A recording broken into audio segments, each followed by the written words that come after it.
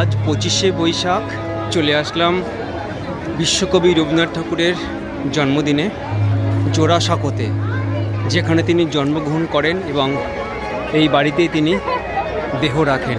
তো চলুন আজকে কবিগুরুর বাড়িতে যাই। বহু মানুষ এসেছেন যুদ্ধকে উপেক্ষা করে। চলুন ভিতরে এবার প্রবেশ করি। তো সামনে সেই স্মৃতি বিজড়িত কবিগুরুর জন্মস্থান জোড়াসাঁকো।